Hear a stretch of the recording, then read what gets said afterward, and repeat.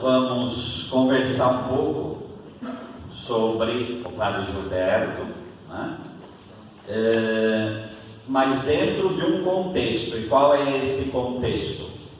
O contexto do processo da beatificação, em futura, com a graça de Deus, canonização dele, mas e dentro também de uma outra compreensão, o que é isto, né? O que é ser santo, né? Porque senão a gente começa a pensar certas coisas que não são tão corretas assim, né? Então a gente situar isso, né? Primeira coisa, né? Nós somos vocacionados a sermos santos. Então nós nascemos para isso. Isso sem exceção. Todos nós nascemos para a santidade. Nascemos para isso. E o que é isso? Então lá em Gênesis 1, 26 e 27, nós somos imagem e semelhança de Deus.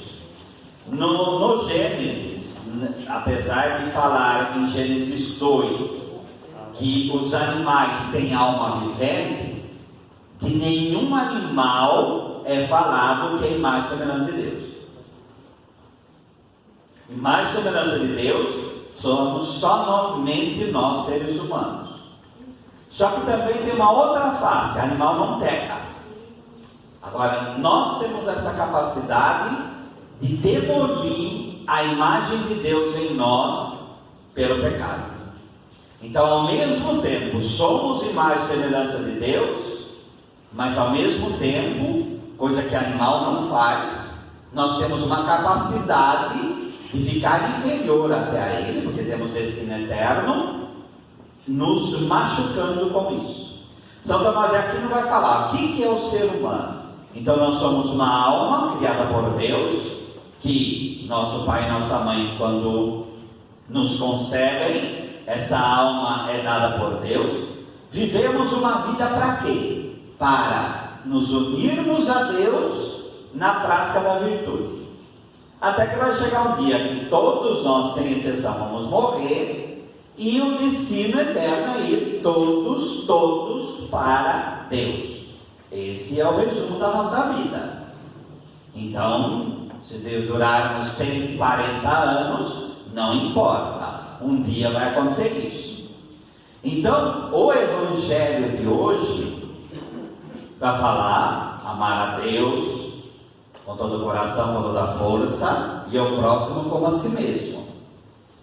E Jesus tira amar o próximo como a si mesmo de Levítico 19, 18.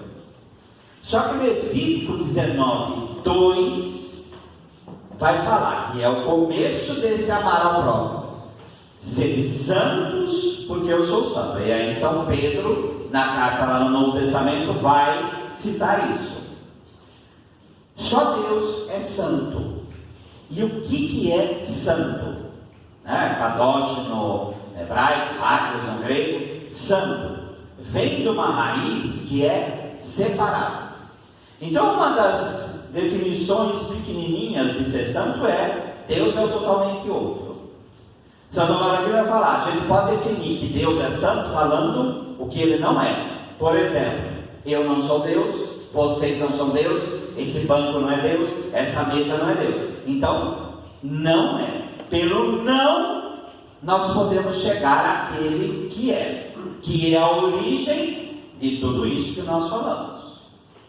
Então, Deus é o totalmente outro, Ele é a origem de tudo, Ele é a fonte da nossa vida, dele viemos, para Ele voltamos.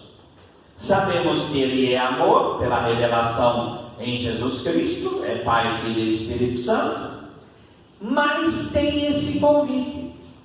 Inclusive agora vai começar o sínodo, já começou oficialmente, mas os trabalhos vão ser 2 anos até chegar no final desse sínodo, e algo revolucionário é que vai consultar o povo, E o Papa Francisco, ele pega esse mesmo argumento que eu estou usando para falar: por que tem que consultar as pessoas? Porque o povo de Deus é santo. Então nós temos essa raiz de santidade em nós, pela graça de Deus. Então, nós somos chamados a isso, é nossa vocação comum, chamados a participar da santidade de Deus.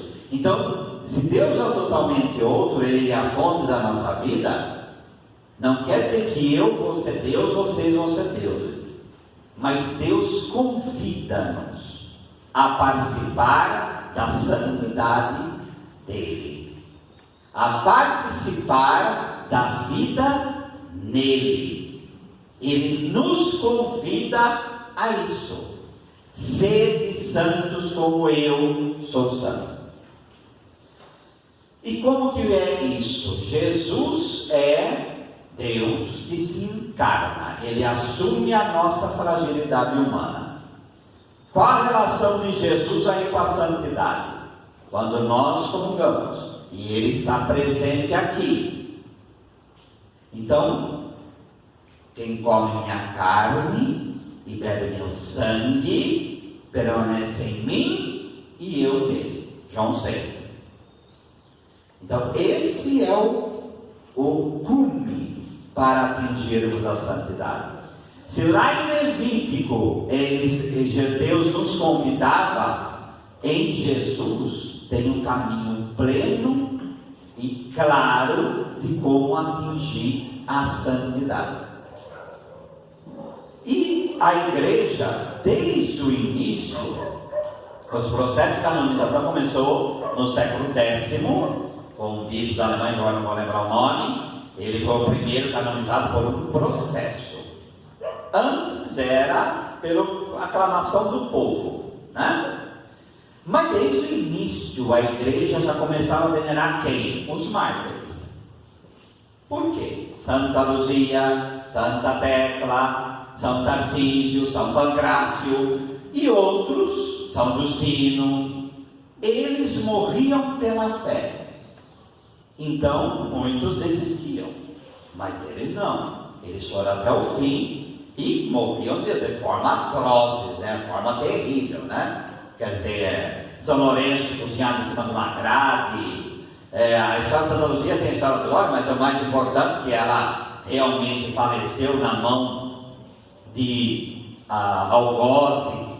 E assim foi. Então os primeiros cristãos viam nessas pessoas, eles morreram tão próximo àquilo que Jesus morreu, que é crucificado, como Santo André foi crucificado, São Pedro também, de cabeça para baixo, que o povo não tinha dúvida. Eles viveram a verdade, vamos guardando essas palavras, eles viveram a verdade até o fim, então eles são santos. Então eles são santos. Tá? Só que a igreja, com o tempo, as perseguições terminaram, e aí começa um processo de reconhecer a santidade das pessoas pela sua vida, pelas virtudes heróicas, como se diz. Todo mundo é chamado a praticar virtude, só que os santos praticam essa virtude de modo heróico, quer dizer, de modo extremo, de modo que realmente vençam dificuldades imensas por causa de Deus e para estarem unidos a Deus. Agora, como que a gente vai falar que uma pessoa é santa ou não? Por quê? Mas os atos. Mas teve muito, Jesus já avisou no Evangelho. Pode vir pessoas que fariam coisas que poderiam enganar até os escolhidos. Tradução: vai ter pessoas, teve, tem, vão ter pessoas que poderiam fazer coisas com aparência até de milagre, e entre aspas, obviamente, que poderiam enganar até os escolhidos. Então, qual é o caminho que a igreja usou? Então, vamos fazer um verdadeiro processo para discernir. Outra palavra que a gente tem que usar: discernir o quê? Se aquela pessoa foi instrumento de Deus, se aquela pessoa viveu realmente Deus. Será que ela não fingiu que ela tinha virtudes heróicas? Será que ela não tinha só aparência de santo, mas de santo não tinha nada? E aí ela morre. Mas um só que era boa. Mas outros também podem falar que ela não é tão boa assim. Então, qual é o critério do discernimento?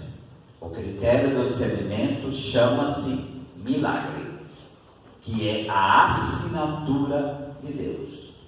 O Papa, ele pode não permitir, permitir que a pessoa seja canonizada, ele pode dispensar milagre, como foi o caso de João 23, porém, o caso de mártires também, porém, a regra normal é que o milagre, como assinatura de Deus, ele mostra realmente aquela pessoa está junto de mim. E quem está falando que ela é santa? Deus está falando.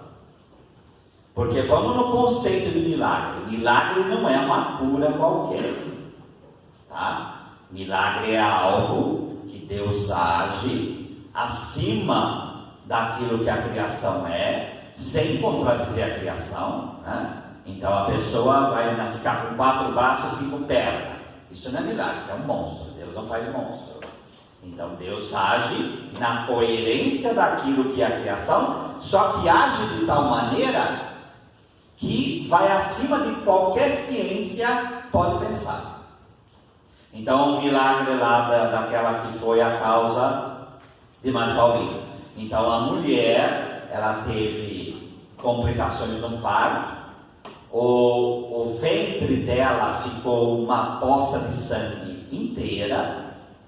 O médico falava que enfiava, a mão vinha até aqui com um sangue, choque, e o tempo todo a mulher estava morta, né? E aí, por milagre, na intervenção de Santa Paulina, acontece que o médico chega no outro dia e a mulher está viva e curada. Isso chama-se milagre. Então é imediato, a cura pode ser progressiva, mas ela é progressiva rapidamente, depois totalmente, e algo que não dá para explicar um negócio desse. Não dá para explicar. Então, o que está acontecendo com o nosso fundador Padre Gilberto? Começa esse processo, que é em várias etapas. Algumas etapas já foram feitas, né? Que ontem era para ser a missa, mas por causa do postulador, é uma espécie de advogado que tem a tarefa aí de investigar, de se aprofundar, falando aqui de forma bem simples, né? Sobre aquela realidade dessa pessoa que as pessoas chamam de santa, né? Que acham que ela é santa. Então faz um processo de investigação. Chega então a enviar esse processo, como nós já faz para a conferência episcopal. A conferência vai falar, não tem nada, porque pode ser que tenha escândalo, né? Pode ser que o grupo de fiéis ache a pessoa santa, mas vai lá, escafucha, tem um escândalo lá. Então a conferência fala, não tem problema nenhum. Faz toda uma averiguação, aprovação de 3 etapas, o início do processo aí vai para o Vaticano e vem a carta falando, agora ele pode ser servo de Deus, tá? Estou simplificando aqui ao máximo, porque o ideal aqui não é isso, mas só para explicar. Repara que o processo é um processo de canonização, não é um processo de santificação, porque santificação é Deus quem faz, tá? Então é um processo que vai servo de Deus, venerável, beato e é declarado santo, é assim que se fala. Por quê? Porque quem fala que a pessoa é santa é Deus. É Deus que santifica a pessoa. Canonizar, cânon, é de que nem a nossa palavra cânon, né? Cânon é uma medida, quer dizer o quê? Ele é colocado o nome dele no cânon dos santos, quer dizer, na lista daqueles que são santos. Então a igreja, depois de fazer todo um processo, ela declara que aquela pessoa é santa. Então vem de venerável, beato, quer dizer, ela é declarada que numa certa região ela tem um milagre, então é declarado beato, então naquela região ela é venerada como beato, e finalmente santo, porque aí ela se torna patrimônio da igreja como um todo, né? Esse processo, ele é extremamente demorado, tá?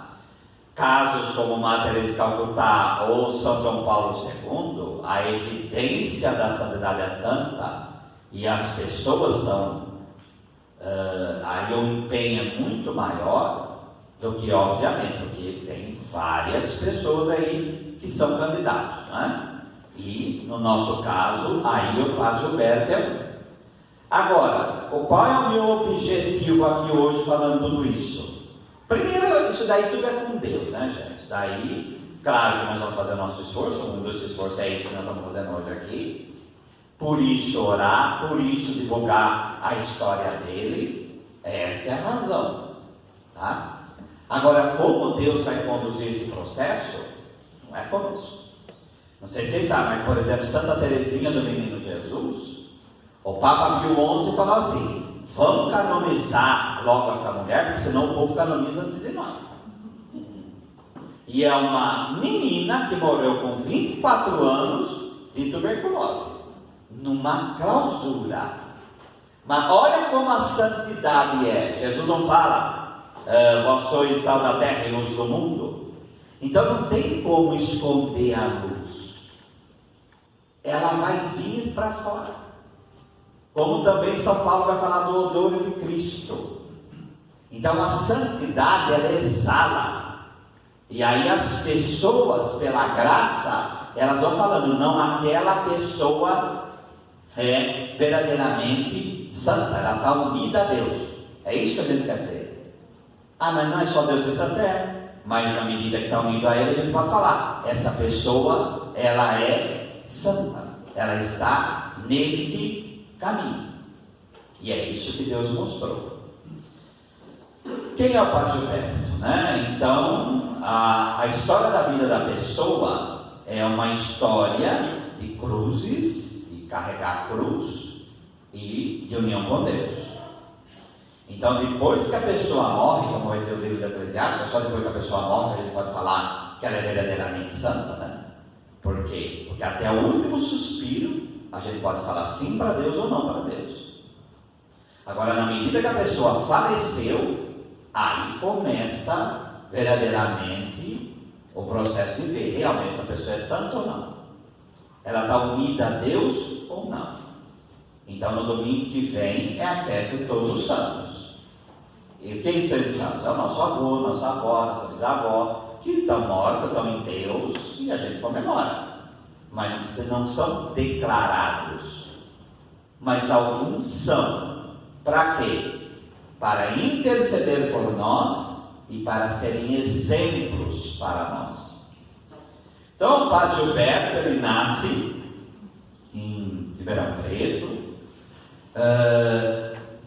numa família de descendência italiana, e não é nada assim absurdo, porque a gente tem que parar com essa história de angelizar a pessoa, porque a gente tem essa mania de angelizar e achar que quanto mais anjo a pessoa é, mais santa ela é. Não, ela é santa como ser humano. E o bonito de ler uma história assim é ler que a pessoa é santa, mas como a história dela é, tá? Na simplicidade. Então, se nós temos um Padre Gilberto que nasce numa cidade, Ribeirão Preto, né? Interior do estado, da simplicidade de uma família, tá? É assim que Deus escolheu. Como escolheu o Beato Donizete Padronizete, da mesma forma. E outros santos, como Madre Paulina também. E outros como Santo Antônio e Santana Galvão. E assim vai. Tá? Então Deus escolhe as pessoas como seres humanos. E o Padre Gilberto, na peculiaridade dele, a gente tem que ver o que Deus está falando para nós com essa pessoa sendo santa nessa época. Então ele já falava dos pais dele da distância, sabe muito bem, aqueles que têm mais idade, a maioria que tem uma idade um pouquinho maior, sabe muito bem como era a educação antes, né? Quer dizer, o pai só de olhar a criança calava a boca, né? E aquela coisa, né? Então a distância era extrema, certo? O Padre Gilberto não foi diferente. E ele falava isso dos pais dele, principalmente do pai. Ele foi uma criança, desde criança, né? Que tinha uma característica muito frágil e até depressiva, como vai surgir depois.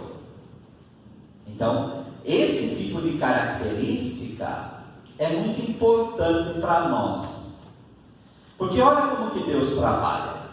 A pessoa que foi curada pela intercessão de São João Paulo II, ela tinha mal de Parkinson, a mesma doença que ele morreu. Santa Teresa de Calcutá, que tem toda uma espiritualidade de ir solidária com aqueles que estão na escuridão, ela teve um problema sério, sempre teve angina e sempre um problema sério no coração. Ela morreu quando Calcutá ficou em trevas, porque deu uma pane no sistema elétrico e por falta de eletricidade ela faleceu. Ah, não é maldade? Não, é Deus pela morte quis mostrar, olha, essa é uma escolhida minha. Era uma escolhida minha. Não é à toa que São João Paulo II morreu na véspera do Domingo da Misericórdia, que ele mesmo instituiu, né?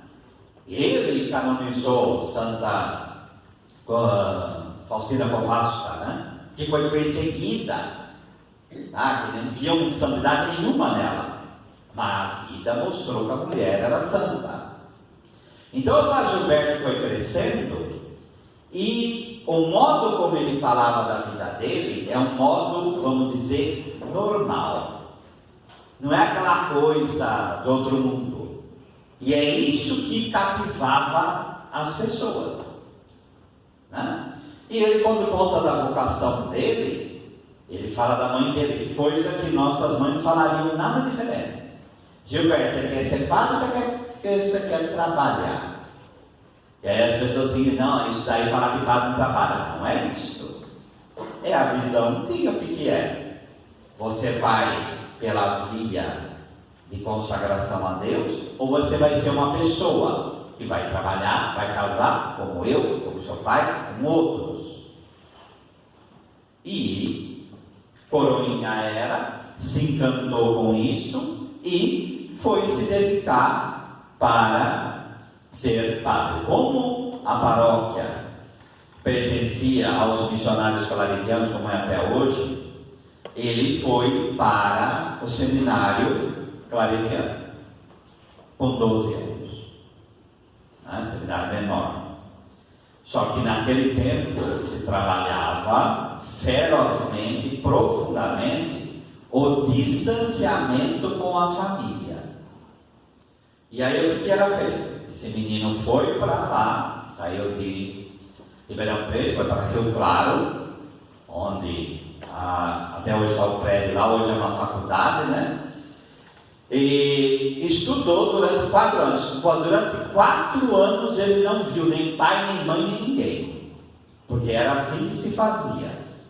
O rompimento era total, tá? Porque já que a pessoa vai ser missionária, então ela tem que realmente viver para Deus. E aí ela era moldada dessa forma. Aí a gente podia pensar assim, porque na cabeça da gente vem o quê? Exército, né? Na cabeça da gente vem cadete do exército, né? O Padre Gilberto, ele falava que nunca ele foi tão feliz na vida como ele foi no seminário. Por quê? Aquele carinho, muitas vezes, que não teve em casa, ele recorda a festa que ele amava era o Natal. Por quê? os seminaristas que eram maiores, eles tinham aquele tipo de carinho de fazer o quê? De acordar os menores fazendo festa, tá? Comemorando Natal, como se fosse uma família. Então aquilo que o padre Gilberto não teve durante a vida em casa, ele teve no seminário. E aí ele se encantou com isso. E daquilo que eu vi na minha vida, tomar cuidado agora, aquilo que eu vi na minha vida, é esse ambiente que sempre ele quis trazer para nós, né? Claro que uma hora pendia um pouco mais rígido, outra hora pendia um pouco mais solto, mas sempre esse sentido do quê? Padre tem que ser humano, tá? E aí eu vou falando também da minha vida, porque senão eu ficar muito enfadonho nisso. A minha mãe, muitos de vocês conheceram ela, né? Ela não queria que eu fosse padre, aquela coisa toda, por experiências que teve na minha cidade, de padres muitas vezes que, né, ou não era um exemplo, ou não tinha um tratamento muito humano. E quando ela conheceu o padre Gilberto, e ele tinha o costume de, a gente beijava a mão dele, imediatamente ele pegava a mão da gente e beijava. Nesse gesto humano, minha mãe desmontou, né? Aí mudou imediatamente. Aí ela fazia questão, inclusive falando daqui dessa paróquia, ela fazia questão de chegar na minha cidade e falar: lá sim vive dessa forma, porque lá sim trata a gente como ser humano, lá sim as pessoas se confraternizam, lá sim. Por quê? Mas a gente tem que ver a raiz. A raiz está no fundador. A raiz está no modo como ele encontrou-se com Deus. Isso quer dizer que foi tudo flor? Não, ele teve uma experiência profunda do arrependimento dos pecados dele, né? E aí foi falar para o reitor fica calmo, mas ele tinha esse processo interior muito doloroso para entender quem era Deus na vida dele. Aí ele encontrou Nossa Senhora, tem todo o processo aí da consagração dele a Maria Santíssima, isso, jovenzinho, se consagrou a Nossa Senhora, até que ele, isso está na autobiografia, a família dele, ele nunca gostou de se aprofundar muito nisso, mas a família dele chegou um dia, o reitor o chamou e falou: traz suas malas que você vai embora. Porque a família queria e tirou ele do seminário. Como era menor, não tem argumento. Então, quer que vai embora. Então, simplesmente, depois de 4 anos, chegou lá, vamos tirar ele, e passaram ele para o seminário diocesano, na época de Ribeirão Preto, que no caso vivia aqui em São Paulo, mas enfim.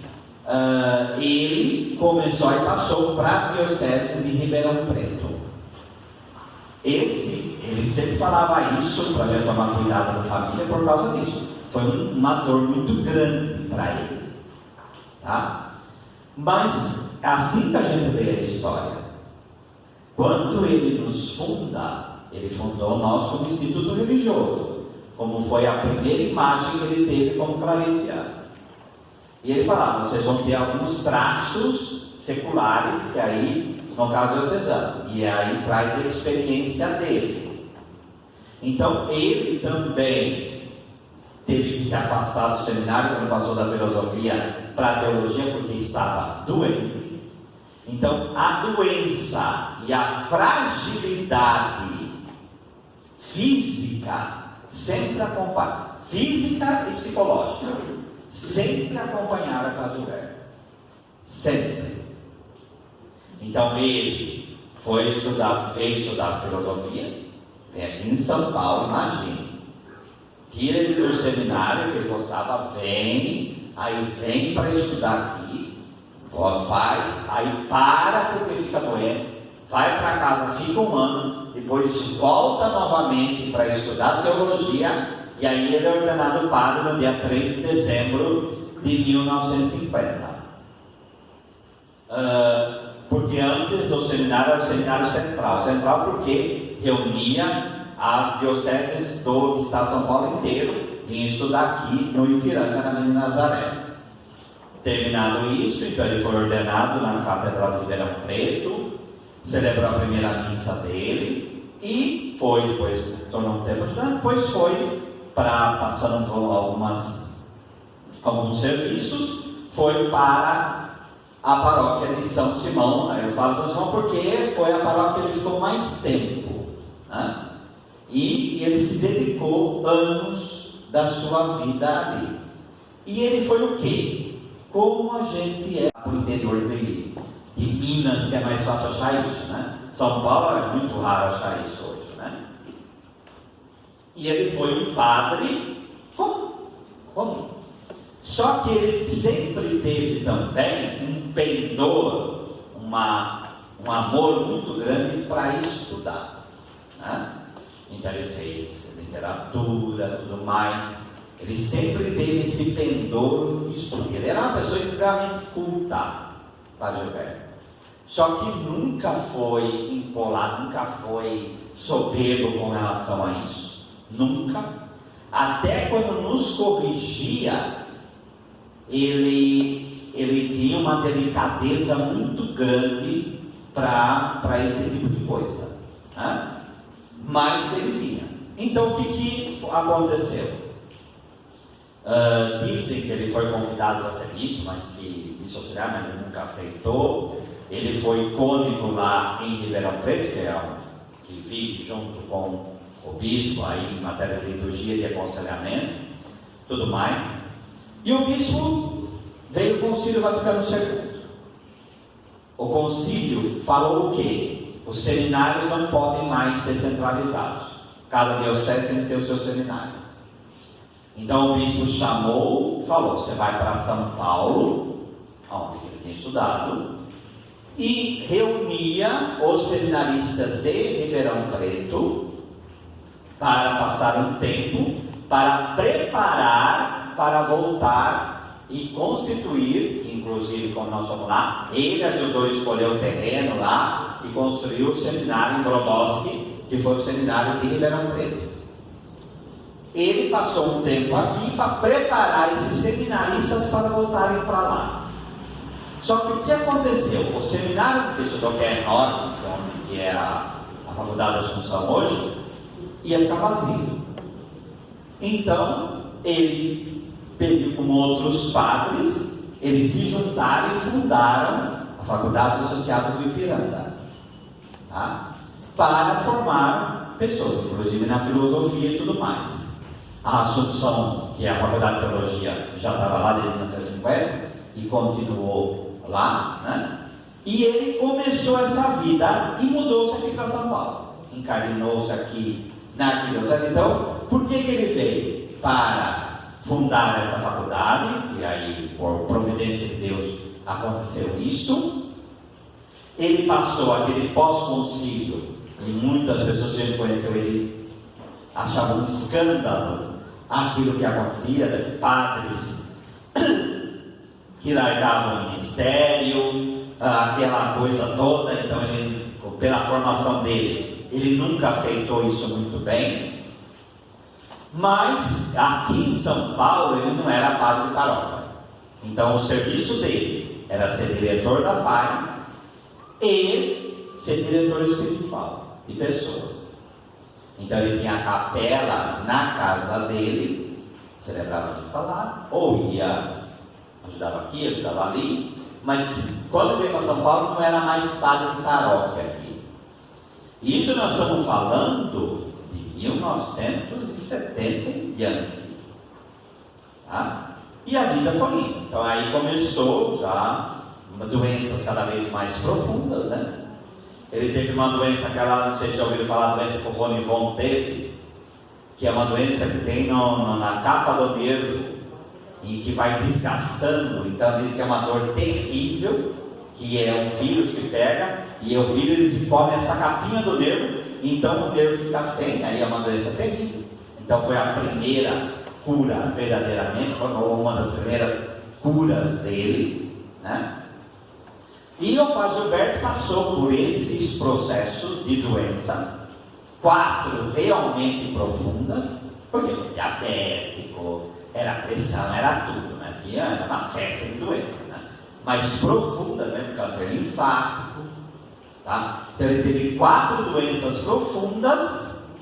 A penúltima foi a que eu vi, que foi aí que ele teve uma pneumonia realmente de matar, né? Tanto que os médicos na Beneficência Portuguesa, nós viemos visitar o padre que ressuscitou. E como que ele interpretava essas doenças? Ele falou: essas doenças foram a preparação para eu fundar a Fraternidade de Jesus Salvador. Então, ele teve a experiência do batismo no Espírito Santo, ele teve essa transformação, por isso que eu falo da humanidade dele. Quando ele falava da experiência do batismo no Espírito, ao invés de ele falar, foi algo que o céu rachou, foi uma experiência, ele fazia questão de frisar a limitação dele. Por quê? A irmã Josefa, Dona Clotilde, tinha um encontro, como nós fazemos encontro aqui, mesma coisa. Chamaram ele, foram, que era num colégio, chamaram ele lá no fundo e rezaram por ele.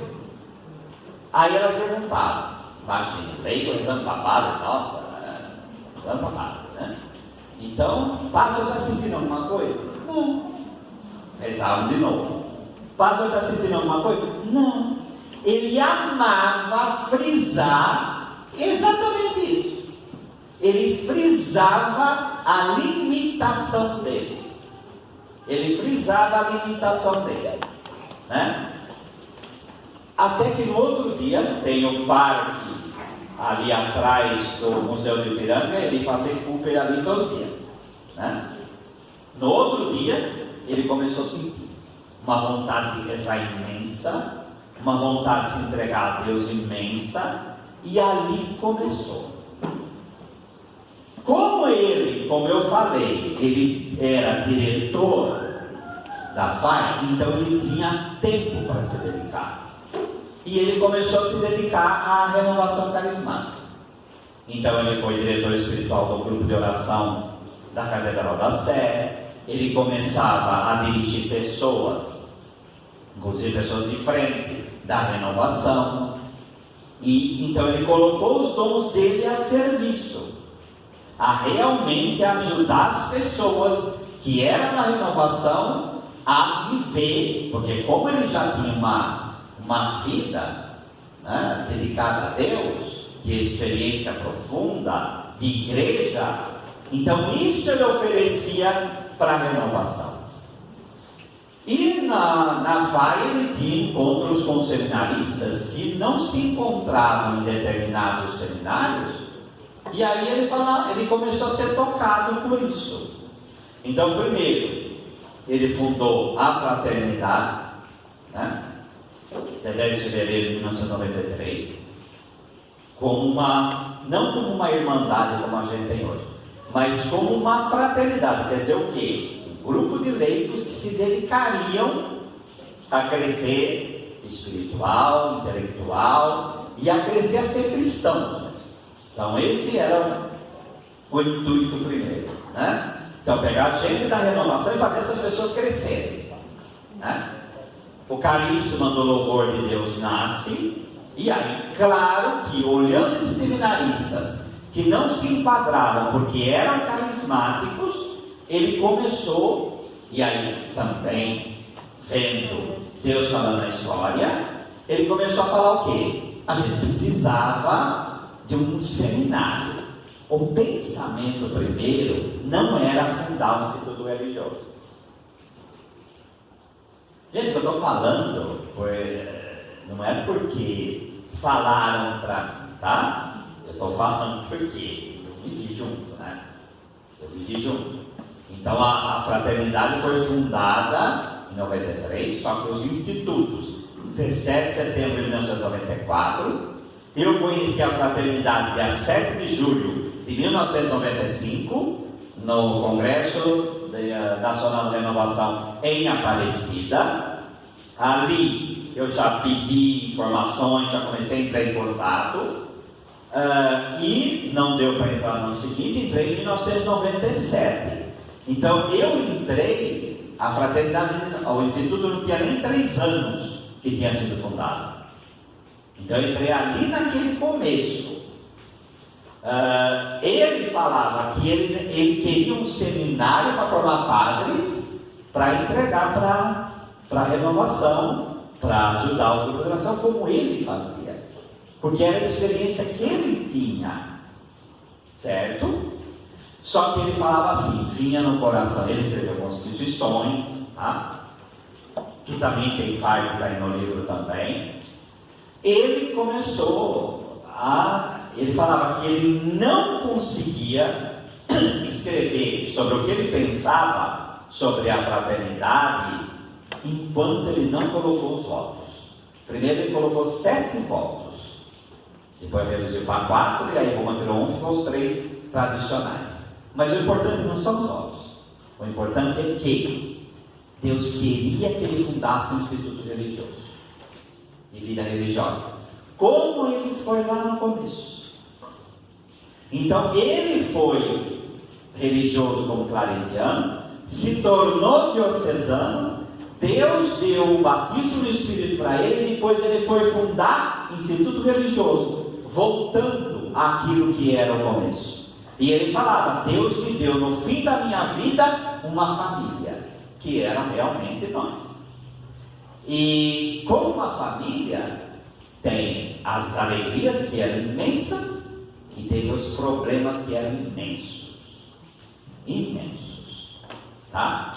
E aí que a gente vê a santidade da pessoa. Por quê? Porque teve fundadores, por exemplo, que largou o barco fora. A fundação até continuou, mas ele foi embora. E o pai Gilberto aguentou firme, com 68 anos ele nos fundou, tá? E aguentou firme. Aguentou o quê? Ele acolheu muita gente, teve um dia que saiu 23, um dia só. O instituto foi fechado, tá? Como seminário. Então o Fernando chegou um dia e falou, aqui não forma mais padre. Eu estava no dia, tá? Ele passou por isso, né?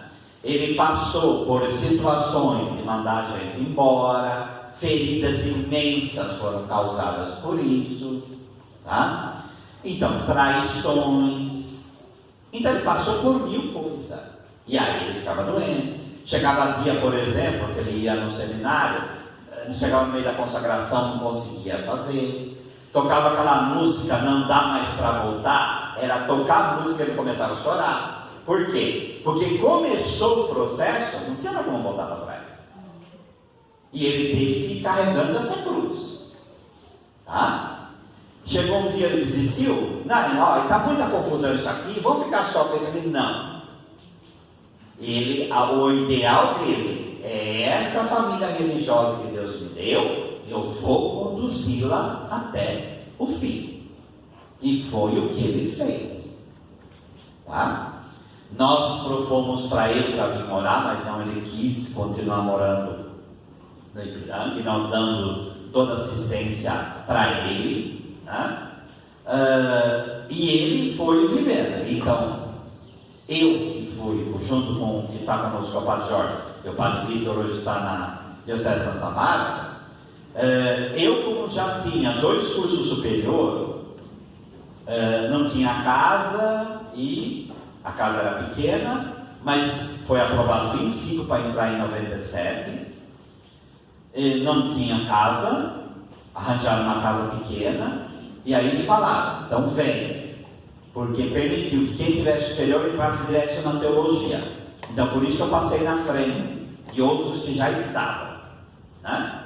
Então eu vim já entrei direto na teologia, estudava teologia de manhã e complementação filosófica à noite. Por isso que eu pude ser ordenado, junto com o Padre Jorge e com o Padre Vitor, no ano de 2000. E por providência de Deus, foi no dia 3 de dezembro de 2000. No dia que o Padre Gilberto estava fazendo jubileu de ouro, os 50 anos da ordenação dele, que ele foi ordenado no dia 3 de dezembro de 1950. Então, nós quisemos, e por providência de Deus, novamente eu friso, que ele tivesse esse presente. Tá? Agora, se vocês quiserem, o vídeo está lá. Para quem quiser ver, a minha ordenação está lá. Tá? Então, o importante é isso, o jubileu dele. Outros vieram sendo ordenados depois, nós fizemos voto perpétuo também depois, e assim foi indo. E a saúde dele, que ele doou, pra vocês terem uma ideia, hoje muitos que estão aqui são padrinhos e madrinhas nossos. Sabe como que era no começo? Ele, como diretor, ele recebia um bom dinheiro. Ele pegava todo o dinheiro dele para sustentar o seminário. Todo o dinheiro dele. Então, simplesmente se passava quando faltava e ele comprava. E ele começou esse processo de pegar padrinhos, madrinhas, que foi em 97 também que começou isso. Mas o começo foi muito dele. E a saúde dele foi, nós fizemos o primeiro capítulo em 2002, quando foi eleito o Padre Francisco Vanil. Nós demos a sugestão que ele se tornasse um dos conselheiros, e ele foi um dos 7 conselheiros na época, Padre Gilberto, porque eu, sinceramente, agora estou falando de mim, né? Eu não queria que nós fizéssemos a congregação de botar o fundador para fora, não, nós, graças a Deus, somos até o fim, né? Até o fim. E nós o respeitamos como fundador até o fim. Mas a saúde dele, aí vem a cadeira de rodas, que foi desde ali, foi aos poucos, mas desde 99, 98, 99, ia e saía da cadeira, depois aí caiu de vez e nunca mais saiu. Por que os médicos não souberam falar por que ele ficou de cadeira de rodas? Foi até o fim disso. Nunca os médicos souberam explicar devidamente o que aconteceu. Até que chegou no final ali de 2004, né, ele teve uma doença que aí foi o fígado, né, foi aumentando a barriga dele. Aquilo tem que fazer punção, tirar líquido da barriga. Todo mundo sabe que quando pega no fígado é isso que acontece, né? Foi uma doença foi um verdadeiro martírio, né, uma verdadeira sofrimento. Até que no dia 5 de dezembro de 2004 ele faleceu. Ele faleceu. Tá? E essa vida, quando fala de santidade e louvor, concluindo, né? Quando a gente vê a história dele, o que eu desejaria que vocês vissem: santo é humano. Tá? Ele é um santo e é humano. E é na humanidade que a gente vê a graça de Deus agir. E é isso que a gente viu nele. Tá? Ele tinha as fragilidades dele? Tinha. Mas é em meio às fragilidades que a graça de Deus foi agindo. E aí a gente pode ver a santidade dele depois. Que isso foi nos conduzindo como estamos até hoje. Né?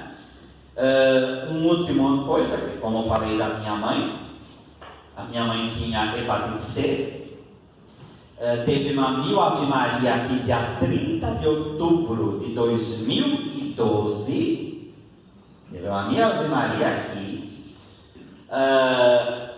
e a minha mãe naquele mesmo período teve uma descoberta de um tumor de 7 centímetros no fígado, porque a primeira consequência da hepatite C é câncer no fígado, tá? O mesmo problema que o Padre Gilberto teve, só que por ele por outros motivos. Eu, no dia 5 de novembro, era um domingo, eu telefonei para minha mãe falou: o caso é este. E eu marquei oncologista dia 23, e aí você reza, né? Entregar para Deus. Eu falei com ela no telefone, foi uma das últimas palavras, foi a última palavra que eu conversei com a minha mãe, né? E aí eu falei, ó, o Padre Gilberto passou por isso, então reza para ele, tá? Nós tínhamos o Chese à noite na segunda-feira. Não, o Chese na segunda-feira era assim, minha mãe morreu dia 6 da madrugada. O Chese, eu lembro do tema, foi desapego de família, tá? Era 7:30 da noite, minha mãe passou mal, minha irmã subiu, minha mãe tocou a campainha, ela conversou com a minha prima no portão e falou, ó, se é para eu sofrer, que Deus me leve. Ela passou mal, estourou o câncer dentro dela. No outro dia que eu falei para ela rezar para Gilberto, tá? Logo depois ela faleceu. 1h da manhã, telefone em casa, minha vizinha, porque estava tudo no hospital lá, avisando que ela tinha falecido. Então, quando a gente fala de milagre, é cura, mas para mim, o que aconteceu com a minha mãe foi uma graça que veio através dele. Porque se eu falei em São João Paulo II que a graça veio a mesma, no caso dela foi isso. Ele foi 4 meses, gente. Sabe o que é? Barriga que cresce, tem que tirar água. Tem aquela falta de ar o tempo todo porque a barriga pressiona, como Jesus na cruz também, pressiona o pulmão e a pessoa não consegue respirar. Tá? Foi 4 meses assim. Eu fui dar comunhão para ele no hospital. Então, eu posso falar por mim, foi uma graça para minha mãe que veio através dele. Tá? Que veio através dele. Então, quando lerem a história dele, gente, tenham esse viés, essa visão de ver. Deus nos santifica, a gente sendo humano.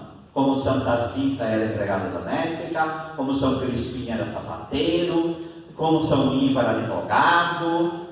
E o Padre Gilberto foi santificado por essa vida, tá? E é essa leitura que a gente tem que ter. Amém? Amém. Agora, 5h41, alguém tem alguma pergunta? Fica aberta aí a perguntas, se alguém quiser. Padre, você falou que começou lá na Aparecida. Por que na Aparecida? Então, a Renovação Carismática fazia um congresso nacional. Minha férias era sempre julho, porque eu estudava. E naquele julho eu descobri que tinha um congresso. E aí eu vim. Então eu não sabia, eu queria ser padre, mas nunca encontrava um lugar. Eu estava com quase, eu também tinha 28 anos. Então já, vai falar, eu passei na idade, fazer o quê? Não tinha um lugar para ir, porque eu não me via em outro lugar. Quando chegou ali, dia 7 de julho, eles se apresentaram. Foi o Padre Gilberto, junto com vários seminaristas, se apresentaram. Então ali eu conheci ele. Aí peguei um jornal molhado, estava chovendo como um dia que nem hoje, peguei um jornal molhado do chão, guardei esse jornal, aí comecei a escrever, me comunicar. Que aí... Então, mas você foi lá para... Para o congresso, eu não fui para conhecer a fraternidade. Eu nem sabia que existia. Aí... foi apresentado. Ali foi o dia. Mas assim, como um leigo... Leigo, normal. Fui participar do congresso de renovação. E por providência de Deus, já a apresentação. Tá? E aí tem palavra de Deus ali. Porque 9 meses antes eu estava em Lanciano, porque eu fiz uma peregrinação. Né? Sim. E no dia uma mulher fez uma profecia. Daqui 9 meses Deus vai... porque era a profecia de Isaac. 9 meses depois que veio na minha cabeça, a profecia era para mim, mas não foi 9 meses depois. 9 meses antes, no exato 9 meses que eu estava financiando, que é o milagre eucarístico, que realmente é o altar. 9 meses depois eu estava conhecendo o lugar onde eu ia ser padre. Quanto tempo depois você entrou para o seminário? 1 ano e pouco depois, porque eu estava terminando Ciências Sociais. Aí falaram para mim, não vem em 96, que era o ano posterior, porque já que você está terminando, termina o seu curso e aí você vem. Aí agora que eu terminei não tinha casa para eu vir. Daí que deu aquele rolo todo, mas depois aí encontrou o que a gente chama de caixa de fósforo, que o Padre Gilberto chamava assim, que era pequenininha. Morei num quarto, era em 3 sem janela. Mas foi assim o começo. Você Assim. falou isso na formatura uma vez, né? Mas foi a providência de Deus. Foi assim que Deus fez e só tem que agradecer a Deus por isso. Qual é o milagre que se dedica a ele para assistir? Não, ainda, agora que começa. Por quê? Mas já teve. Não, tem várias coisas, né, Flávio? Tem várias. Mas não adianta o milagre antes, né? Tem que ser depois de certo, né? Já pré? Os dois não é estudado. Diz que morreu. Então, mas aí tem que provar. Tem que provar. O problema do milagre é provar. Porque não adianta só falar. Não, você provar. tem que ter a comprovação até cientificamente, né? Tem científica, Agora, com laudo e tudo mais. Para entrar, tem que ter um milagre? Tem. Tem, né? Não para começar o processo, mas para ser beato tem que ter milagre. Tem que ter. É isso que eu falei de assinatura de Deus. Uhum, sei. Tá? Não, deu para entender. É só que realmente. Então, a vida dele foi sofrida. Diz que Deus cobra muito realmente de quem vai ser um santo. Tem algum santo que não teve vida assim? Não. Que simplesmente se tornou um santo porque fez um milagre? Não, né? Até agora, Jacinta, a irmã de Lúcia, Francisco, quer dizer, quando o médico, criancinha já, eles são as primeiras crianças que foram canonizadas sem ser mártir. Foram eles dois. Morreu de gripe espanhola. O médico falava, toma leite. Ela falava, não quero tomar. Quando não sei quem que é que falava, olha, faça isso pela conversão dos pecadores. Ela pegava e tomava para sacrificar para isso. Uhum. Então, por isso que essa não tem, mas também falar a verdade, nenhum de nós vive sem sofrimento. Só que o deles é a heroicidade que acontece. Eles são heróis pelos que eles passaram. Né? Não só a doença, mas perseguição, problema, confusão e tudo mais. Quer dizer, São João Bosco trancaram ele, queriam trancar ele para levar ele no manicômio. Tá? Santa Teresa foi indicada para a Inquisição. Tá? E assim foi. São Lucas, que tem aquela história que ele lutava com o diabo. Bom, não sei se São Lucas tão longe assim. Santa Gema Galgani é do século XIX. Era doente na cama, o demônio se encavalava em cima dela, ela cuspia na cara do demônio. Vamos, Justino? Mas o médico nunca chegou a providenciar essa questão dele nunca ter morado no seminário.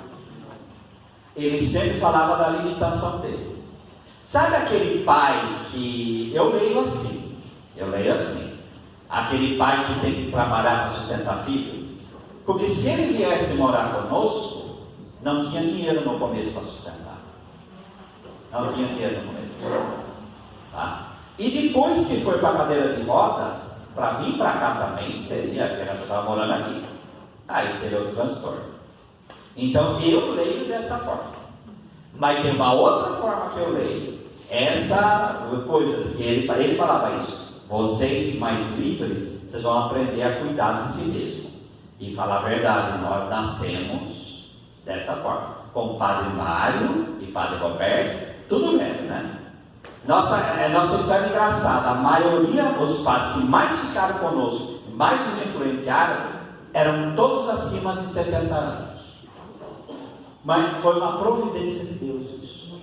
É assim que funciona. Mais alguém? Padre, eu só quero comentar assim que quando foi eleito do Padre Gilberto veio, eu cheguei na minha casa e passei para minha filha, a Camila. E eu disse a ela, reze por ele, pede ele um milagre, porque a minha filha ela estuda já há um tempinho para fazer um concurso do INSS. Eu disse a ela, pede ele essa graça, porque eu vou testemunhar a ele sobre essa graça, esse pedido que nós estamos fazendo. E eu creio, porque todas as noites ela faz a oração e deixa embaixo do travesseiro dela. Sim. E assim vai. Quer dizer, não chega a ser milagre. Mas não é também para pedir só milagre, viu, gente? Existe graça, como você está dizendo. Então, peçam pela intercessão dele o que vocês quiserem. Porque se a gente fala dessa forma, eu não estou tão doente assim, então não vou pedir. Não. A gente tem que pedir. Isso daí é óbvio, né? Então, peçam aquilo que vocês desejarem. Vamos em pé, então vamos, daqui a pouco é a missa, né? Vamos agradecer a Deus por tudo isso e vamos entregar tudo isso nas mãos do Senhor e pedir que Deus, pelo Padre Gilberto, possa fazer o bem a cada um de nós. E vocês rezem pela intenção dele, conheçam a história dele e também rezem por nós, né? Porque o processo continua e as dificuldades também continuam, né? Então, na história da fraternidade é problema, continuam os problemas e assim vamos, né?